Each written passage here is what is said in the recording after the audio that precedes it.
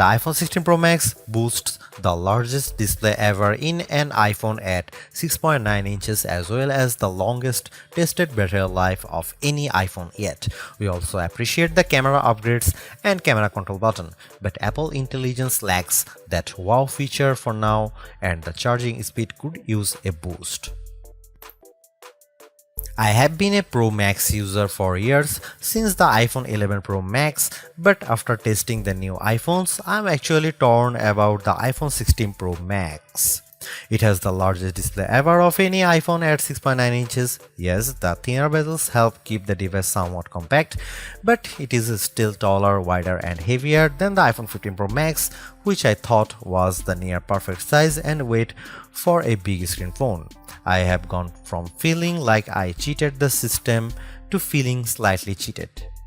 This might be an unpopular opinion, but I think the new Pro Max is a little too big, at least for my hands. It's more of a stretch now to do simple things like scrolling through web pages or TikTok, and once you put a case on your iPhone 16 Pro Max, it's like a mini tank. The good news is that the Pro Max is built to be more durable. In addition to having a titanium band, Apple claims that the improved ceramic shield display on this model is 50% tougher than the last generation. We can't drop these units, but on paper it's encouraging. The iPhone 16 Pro Max comes in 4 colors: titanium white, titanium black, natural titanium, and desert titanium. Our iPhone 16 Pro came in the natural, which looks fairly modern, but I prefer the desert color as it pops more.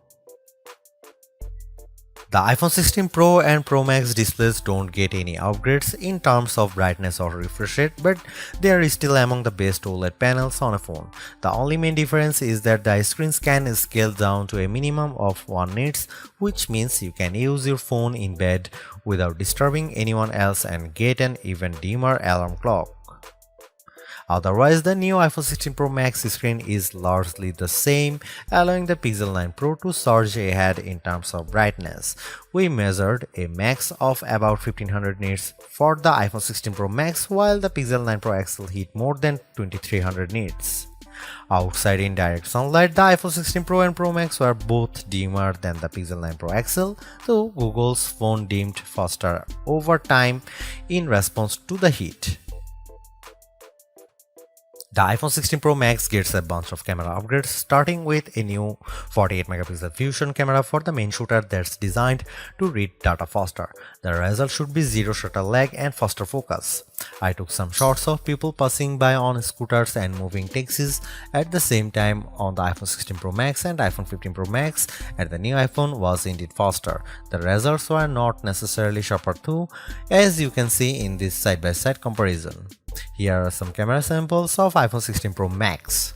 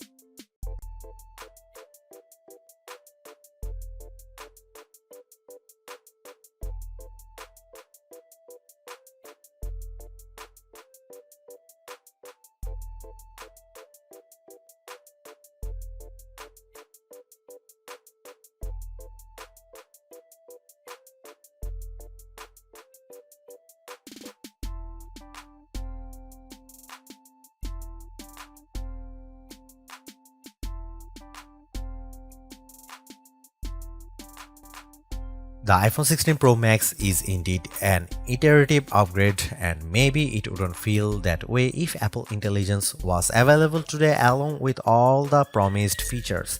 Instead, it's going to trickle out over time, so I would not to be in a rush to upgrade. Having said that, I think that iPhone 16 Pro Max is the best phone money can buy right now if you want the biggest screen and longest battery life. It lags in zoom versus the S24 Ultra, but you get more endurance, better camera quality, and plenty of creative features like photographic styles and audio mix. I actually preferred the AI capabilities of the Pixel 9 Pro XL series with its smarter Gemini Live voice assistant and other features like Add Me for photos and Pixel screenshots. But the Pixel's performance and battery life trail the iPhone 16 Pro Max. For me, the iPhone 16 Pro Max retains its title as the best phone, but it's not because of Apple Intelligence.